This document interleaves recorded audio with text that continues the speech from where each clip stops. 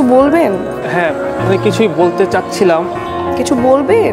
আসলে তোমাকে কি মানে তোমাকে আমাকে তোমাকে মানে তোমাকে আমাকে নাকি তোমাকে আমার?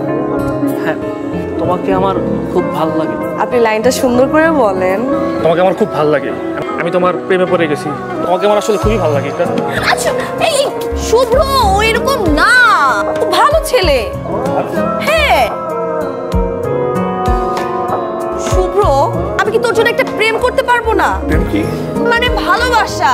আমার মা আমাকে ভালোবাসে, আমি আমার ভাইকে ভালোবাসি, আবার আমার ভাই আমাকে ভালোবাসে। এগুলো হচ্ছে এক ধরনের ভালোবাসা। যখন একটা ছেলে মেয়ে বড় হয় তখন তাদের জীবনে প্রেমের দরকার হয়, আবার ভালোবাসারও দরকার হয়। আচ্ছা তুই নাম, আমাকে ধর। এই যে তুই আমাকে ধরলি, এটা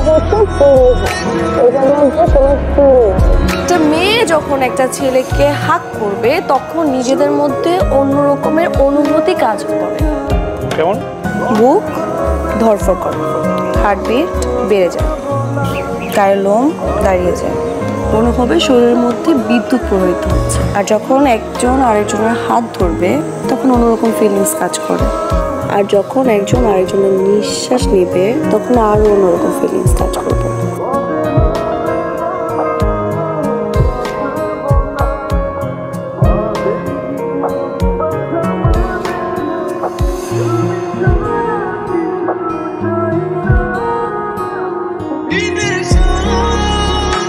আমি হ্যান্ডসাম। তোকে হ্যান্ডসাম লাগতেছে কিনা? একদমই না, জোকারের মতো লাগতেছে। কোথায় যাচ্ছি? তুই ধরবি না, তুই বলছিস আমি হ্যান্ডসাম না, জোকার। তোর নাম কি? শুভ্র। যার নামই এত সুন্দর সে কেউ অসুন্দর হয়? আমার শুভ্র এমনিতেই অনেক সুন্দর, এমনিতেই অনেক হ্যান্ডসাম। বাইরে ঘোরাঘুরিটা একটু বেশি হইতেছে না? তুই প্রেমে পড়ছিস শুভ্রর সাথে, এত ঘোরাঘুরি, এত বন্ধুত্ব, এত আদর করিস। এরা তুই আমাকে সবচেয়ে ভালো বুঝি। তুই যাকে পছন্দ করিস তার সাথে আমি বিয়ে দিতে রাজি, বিশ্বাস কর। তুই শুভ্রকে যতটা স্বাভাবিক ভাবিস, ওর সাথে যতটা স্বাভাবিক আচরণ করিস, স্বাভাবিক। আমি তো এমন একটা ছেলের সাথে তোর বিয়ে দিব না যে তোর দায়িত্ব নিতে পারবে না, বিপদে আপদে তোকে প্রোটেক্ট করতে পারবে, তার সাথে সংসার করা যায়। আমি তো চাই আমার মেয়েটার এমন একটা ছেলের সাথে বিয়ে হবে যে সবসময় তার দায়িত্ব নিবে, বিপদে আপদে তাকে প্রোটেক্ট করবে। I love you. শুদ্ধ ইরাকে ভালোবাসে, ইরাও কি শুভ্রকে ভালোবাসে? এরকম শুভ্রকে ভালোবাসি। শুভ্র আমি জানি তুই অনেক ভালো আর লক্ষ্মী হয়েছে, আমি জানি তুই আমাকে ভালোবাসিস, আমি তোকে ভালোবাসি, কিন্তু তুই আর আমি তো তোদের মতো না, আমি তো প্রতিবন্ধী। কি বলছে তুই প্রতিবন্ধী? তুই এই কথা কোনোদিন বলবি না। কি ব্যাপার, তো কথা বলছেন না যে? না এমনি। তার মানে কি কথা বলতে পারেন না? কথা তো বলতেই পারি। আপনাকে দেখে মনে হচ্ছে আপনার বয়ফ্রেন্ড আছে, তার বাসায় এই ব্যাপারটা বোধহয় মেনে নেয় না। কেন আসছিস তুই এখানে? হাজবেন্ড হয়নি, হবে।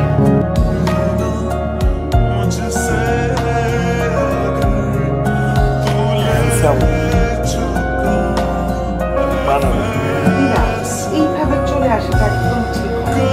মা জিনিসটা যদি একবার হতো মেনে নিতাম। ও যদি রাগ করেও থাকে একই রকম, রাগ করে যদি নাও থাকে একই রকম। দিনের পর দিন নেশা করে আসা, আমার সাথে চিৎকার করে কথা বলা, গায়ে হাত তোলা, এটা আমি যদি চুপ করে থাকি তাও একই রকম, আমি যদি কথা বলি তাও একই রকম। ও তো থামতেছে না, আমি তো সহ্য করতে পারতেছি। আমার সাথে যদি এরকম চলতে থাকে না, হয় আমি পাগল হয়ে যাবো আর না হয় সুইসাইড করবো। হয়ে গেছি, ফোন দিয়ে ধরিস না। ভাই কতক্ষণ হলো বসে আছে? বাইরে গেছিলাম। এখানে আসার পর কি আপনার মেয়ের নতুন পাকনা লাগাই দিয়েছেন? এলাকার মধ্যে হুড়পুরে ঘুরে বেড়াইতেছে। বাবা ও তো বাইরে কোথাও যায় নাই, ও ওইখানে হাঁটাহাঁটি করছে এলাকার মধ্যে। তুমি কিন্তু বেশি কথা বলতেছো, কথাগুলো বেয়াদবি পর্যায়ে চলে যাইতেছে। তার মেয়েরে বলেন ব্যাগ গুছাইতে, যাওয়ার সময় নিয়ে যাবো, আর ওর বিচার বাসায় যাই করবো। আমি যাবো। যাবা না মানে? যাবা না মানে কি? হ্যাঁ, কি পাইছো তুমি? কি পাইছো? আমার কথা বুঝো না তুমি? হ্যাঁ, চলেন।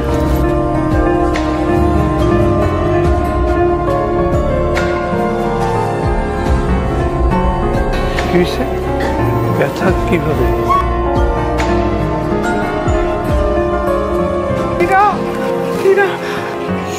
পুলিশকে বলছে ওই শাহিদকে খুন করছে। মানে অনেক সাথে কারো কাছে যাইতে দিব না।